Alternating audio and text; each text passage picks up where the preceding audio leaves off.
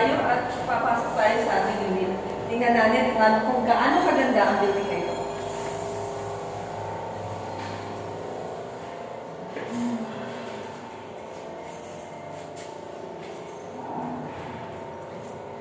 So, ito yung two-bedroom unit ng ating Futuris. Ayan. Ang ganda ko, ceramic tiles.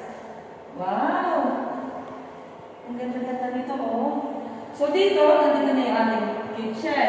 So, ito yung propose natin for our refrigerator. Ayan, so, dito natin gagawin yung ating, lalagay yung ating dining.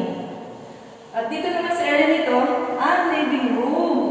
At napaka-spacious ng ating bedroom. Ayan.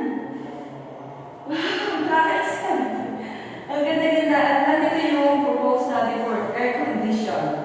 So, nandyan na, may butas na at may saksakan na. At lahat ng ating saksakan, very well fixed. Napakaganda ng finish niya. Ang ganda-ganda. Ayan. At ang door, I like the color. So, dito, ito na yung pag tinurn over, ganito po yung itsura niya. So, nasa sa inyo kung gusto niyo palitan ng color at kung gusto niyo, kung anong decoration ang gusto niyo ilagay. It's your choice.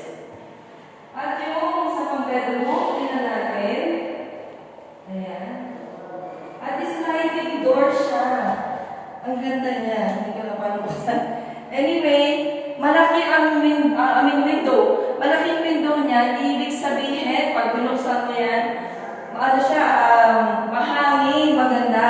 Lalo na kapag medyo mataas na konti ang iyong floor na napili.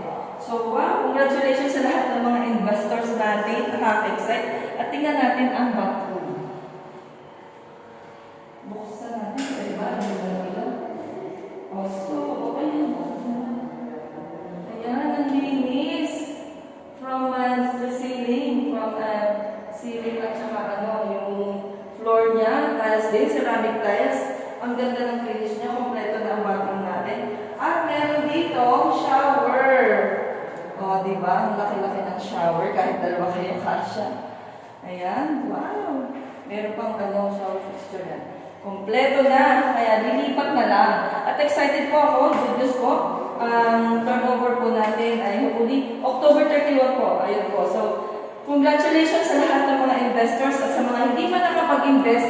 Ano pang iniintay nyo? Dahil at the moment, hanggang katapusan na lamang ang ating 8,000 pesos down payment. Kaya, invest na!